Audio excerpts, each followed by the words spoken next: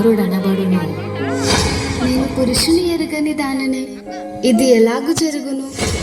పరిశుద్ధాత్మ నీ మీదికి వచ్చును, సర్వోన్నతుని శక్తి నిన్ను కమ్ముకొనును గనుక పుట్టబోవు శిశువు పరిశుద్ధుడై దేవుని కుమారుడనబడును. ప్రభు దాసురాలను, నీ మాట చెప్పున నాకు జరుగునుగాక.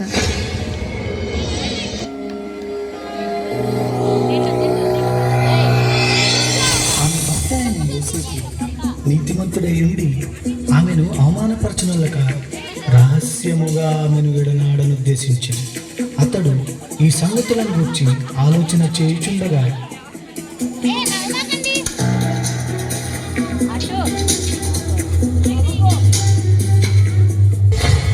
దావీదు కుమారుడైన యోసేపు, నీ భార్య అయిన మరియను చేర్చుకొనుటకు భయపడకుము.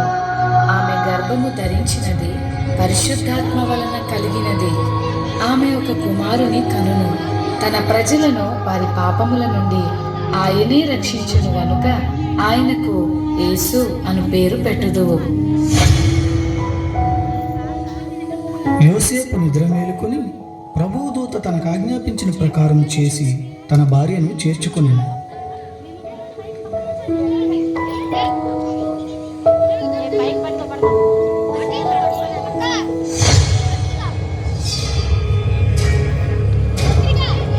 ఇందు మూలముగా 50 మంది ప్రజలకు తెలియజేయమనగా ప్రజా సంఖ్య రాయవలనని కైసర్ ఆగస్టు నిర్ణయించడం వలన ప్రజలంతా తమ తమ స్వగ్రామాలకు వెళ్ళి ప్రజా సంఖ్య రాయించుకోవాల్సిందిగా తెలియజేయడం హో.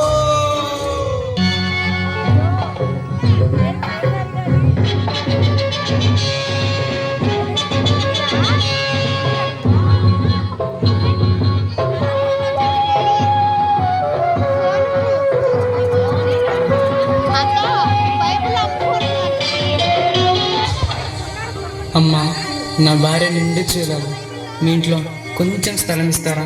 క్షమించండి అయ్యా, మేమే చాలా మంది ఉన్నాం, మా ఇంట్లో మీకు స్థలం లేదు.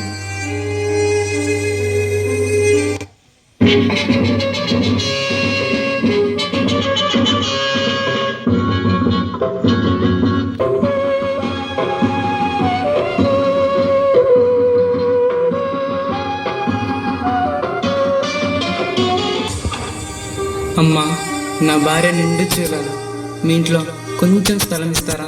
క్షమించండి అయ్యా, మేమే చాలా మంది ఉన్నాం, మా ఇంట్లో మీకు స్థలం లేదు.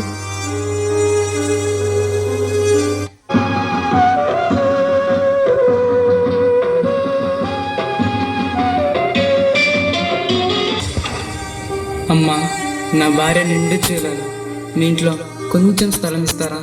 క్షమించండి అయ్యా, మేమే చాలా మంది ఉన్నాం, మా ఇంట్లో మీకు స్థలం లేదు. రాజాధిరాజు హేరోదు వస్తున్నారు హో.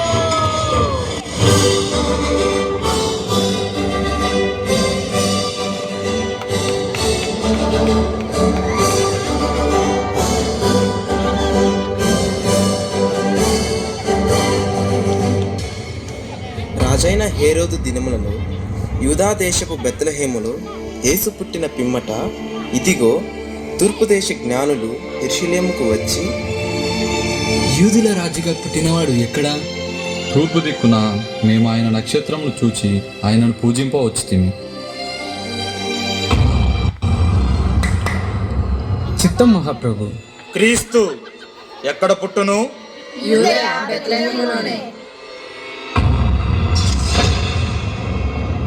సరే, మీరు వెళ్ళి ఆ శిశువు విషయమై జాగ్రత్తగా తెలుసుకొనగానే నేను వచ్చి ఆయనను పూజించినట్లు నాకు వర్తమానము తెండి.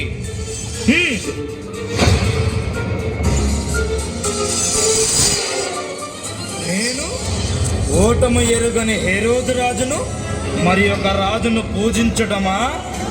అసంభవం.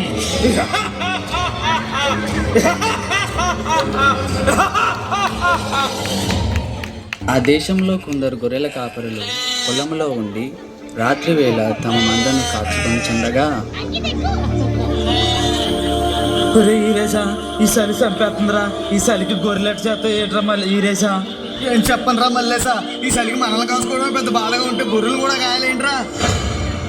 భయపడకుడి, ఇదిగో ప్రజలందరికీ కలుగబో మహా సంతోషకరమైన సువర్తమానము నేను మీకు తెలియజేయుచున్నాను. దావీదు పట్టణమందు నేడు రక్షకుడు మీ కొరకు పుట్టి ఉన్నాడు. ఈయన ప్రభువైన క్రీస్తు. దానికిదే మీ కానవాలు. ఒక శిశువు పొత్తి గుడ్డలతో చుట్టబడి ఒక తొట్టిలో పండుకొని ఉండుట మీరు చూచెదరు. మన కోసమే బెత్లెహేంలో యేసయ్య పుట్టాడంట. అవునా మల్లన్న, బెత్లెహేంలో మన కోసం యేసు పుట్టాడంట. రెండ్రా ఎల్లారండ్రా. త్వరగా యేసయ్య చూద్దాం. పదండ్రా బాబు, పదండ్రా.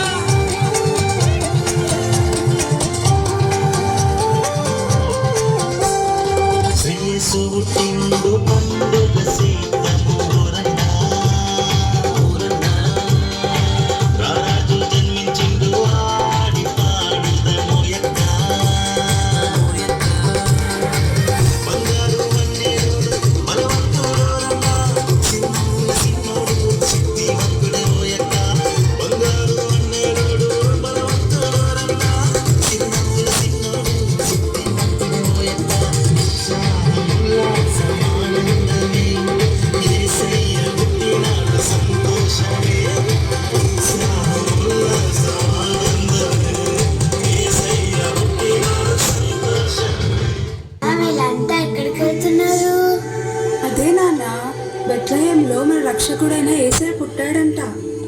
అమ్మా అమ్మా, ఆ యేసయ్య నాకు కూడా చూపించవా? తప్పకుండా చూపిస్తాను, పద వెళ్దాము.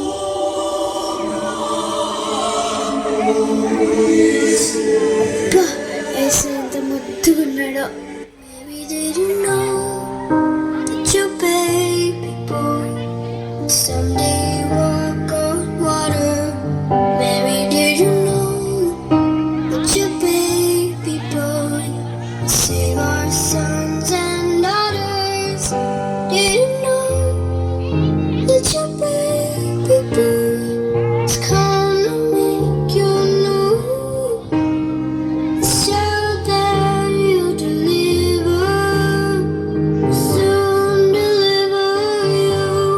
చూశారు కదా మిత్రులారా, చీకటి లోకంలో పాపమనే బంధకాలతో అపవాది చేతుల్లో బందీలుగా ఉన్న ప్రతి మానవుని రక్షించుటకు దేవాతి దేవుడు ఈ లోకానికి ఎన్నో గ్రహాలు, ఖండాలు, దేశాలు దాటుకుంటూ పాపంలో కూరుకుపోయిన నిన్ను రక్షించడానికి తన ఏకైక ప్రియ కుమారుడైన యేసయ్యను మానవునిగా ఈ భూమిపై నీ కొరకు పంపాడు.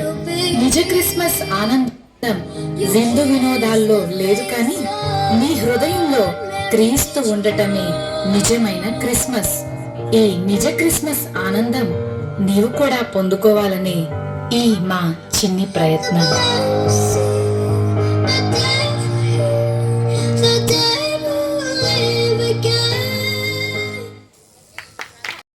మరి మా సహవాసంలో అయితే కనుక సండే స్కూల్లో మంచి మంచి పాటలు, డ్యాన్సులు, అన్ని స్కిట్లు నేర్పిస్తాము.